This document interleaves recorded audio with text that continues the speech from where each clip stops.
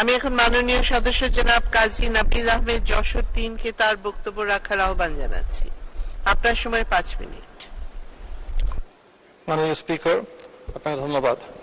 আজকে অত্যন্ত দুঃখ ভারাক্রান্ত হৃদয় নিয়ে আমরা আমাদের দ্বাদশ জাতীয় সংসদের দ্বিতীয় অধিবেশনের প্রথম দিনে এই শোক প্রস্তাব নিয়ে আলোচনা করছি। তো আমাদের সত্যি সত্যি বিশ্বাস করতে কষ্ট হচ্ছে যে আমাদের সংসদ সদস্য, সাবেক প্রতিমন্ত্রী, বীর মুক্তিযোদ্ধা জনাব আব্দুল হাইয়ের মতো একজন জনদরদী নেতা আমাদের মাঝে থেকে চলে গেছেন। তার মতো একজন অমায়িক ব্যক্তিত্ব, একজন সদারপ্রিয় ব্যক্তিত্ব, একজন জনবান্ধব নেতা অত্যন্ত বিরল।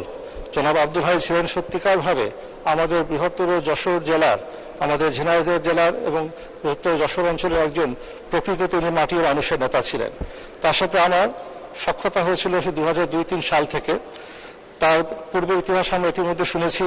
আমাদের তার 1971 সালের মহান মুক্তিযুদ্ধে তার গৌরবোজ্জ্বল ভূমিকা, গেরিলা যোদ্ধা হিসাবে সম্মুখ যুদ্ধে অংশগ্রহণ করা, জাতির জনক বঙ্গবন্ধু শেখ মুজিবুর রহমানের ডাকে বাংলাদেশ বিনির্মাণে অংশগ্রহণ করা, ছাত্রলীগ যুবলীগের একাধিক পদে তৎকালীন ঝিনাইদহ মহকুমা এবং যশোর জেলায় তিনি দায়িত্ব পালন করেছেন। 1975 সালে জাতির জনক বঙ্গবন্ধু শেখ মুজিবুর রহমানের মর্মান্তিক শাহাদাতের পরে তিনি প্রতিরোধ করতে দেশ ছেড়ে চলে গেছেন। আবার তিনি বাংলাদেশে ফেরত এসেছেন জননেত্রী, বাংলাদেশ আওয়ামী লীগের সভানেত্রী, জাতির জনক বঙ্গবন্ধু শেখ মুজিবুর রহমানের সুযোগ্য কন্যা, আমাদের প্রাণপ্রিয় নেত্রী শেখ হাসিনার নেতৃত্বে তিনি বাংলাদেশ আওয়ামী লীগকে আমাদের যশোর অঞ্চল সহ ঝিনাইদহ অঞ্চলে পুনর্গঠন করা এবং সকল আমাদের তৎকালীন সামরিক যন্ত্র বিরোধী সকল আন্দোলনে তিনি অত্যন্ত গৌরবের সাথে অংশগ্রহণ করেছেন। আমার ব্যক্তিগত পরিচয় তার সাথে কিন্তু 2002 সাল থেকে জাতির জনক সুযোগ্য কন্যা যখন আমাকে 2002 সালে তৎকালীন সাব কমিটির সহসম্পাদক করেছিলেন, তখন যশোর এলাকার একজন সদস্য হিসাবে তার সাথে আমার সখ্যতা তৈরি হয়। তখন প্রথম পরিচয় হয় যেন আব্দুল হাইয়ের সাথে সেই ঝিনাইদহ 1 আসনে।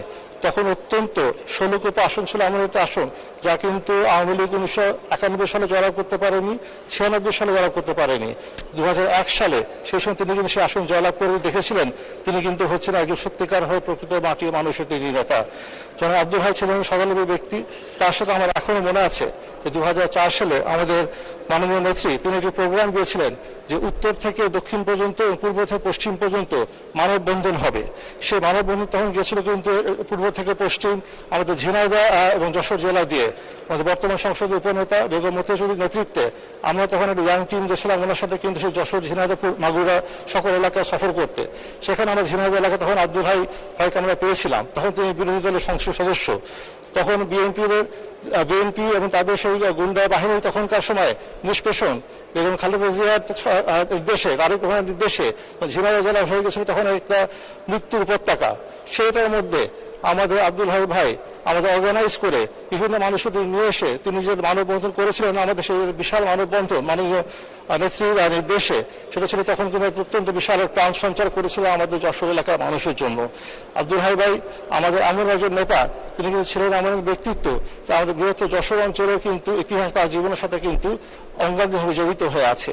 আব্দুল ভাইয়ের সাথে আমার একটা মধুর সম্পর্ক ছিল। তিনি সবসময় কিন্তু আমাকে হেসে জামাই বলে তিনি আমার সম্বোধন করতেন।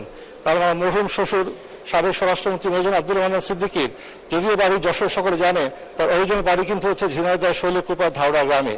এই জন্য তিনি শৈলকুপার জামাই হিসেবে আমাকে সবসময় তিনি হাসি মুখে জামাই বলে ডাকতেন। তার সেই হাসি মুখ, তার সেই অমায়িক ব্যবহার, তার মানুষের প্রতি তার ভালোবাসা, মমত্ববোধ সত্যিকারভাবে কিন্তু আমাদের সকলের হৃদয়ে কিন্তু প্রথিত হয়ে আছে। আমরা সত্যি তার আত্মার মাগফিরাত কামনা করছি। তার শোক সন্তপ্ত পরিবারে কিন্তু আমাদের সমবেদনা জ্ঞাপন করছি। এবং জনাব আব্দুল হাইয়ের জীবন থেকে আমাদের অনেক কিছু শিক্ষণীয় আছে। বর্তমানে আমাদের জনপ্রতিনিধি আছি বিভিন্ন পর্যায়ে, আমাদের কি করে আরো জনবান্ধব হওয়ার জন্য, মানুষের কাছে যাওয়ার জন্য, সেবার ব্রত নিয়ে, মানুষের জন্য কাজ করার ব্রত নিয়ে কি করে আমরা মানুষের পাশে দাঁড়াতে পারি। আমাদের নেত্রী আমাদের যেভাবে নির্দেশ দিয়েছেন, আমরা যেভাবে তিনি ডিজিটাল বাংলাদেশ তৈরি করেছেন, ভবিষ্যতে স্মার্ট বাংলাদেশ তৈরি করে আমাদের নির্দেশ দিয়েছেন তিনি 2061 সালের মধ্যে। সেই আব্দুল হাইয়ের জীবন থেকে শিক্ষা নিয়ে আমাদের কিন্তু সামনে এগিয়ে যেতে হবে। আমি আবারও যেন আব্দুল ভাই আমাদের কাছে নাই, এটা চিন্তা করতে বেশ কষ্ট হচ্ছে। তার সাথে অনেকবার বিমানে আমরা গেছি, যশোর এয়ারপোর্টে নেমেছি, গল্প করতে করতে পাশাপাশি আসনে আমরা গিয়েছি, একসাথে এসেছি। তাকে আমরা সত্যি অভাব আমাদের জন্য কিন্তু দীর্ঘদিন থাকবে। আমাদের বিশ্বাস তার জীবনের তার সকল অর্জনগুলো আমাদের সামনে থাকবে পাথর হিসেবে, এবং মহান আল্লাহ রাব্বুল আলামিন তাকে বেহেশতে নসিব করবেন, তার সকল আমল আমরা গ্রহণ করে নেবেন, তার শোক সন্তপ্ত পরিবার আন্তরিক সমবেদনা রইল। জয় বাংলা, জয় বঙ্গবন্ধু, বাংলাদেশ চিরজীবী হোক। ধন্যবাদ মাননীয় সদস্য।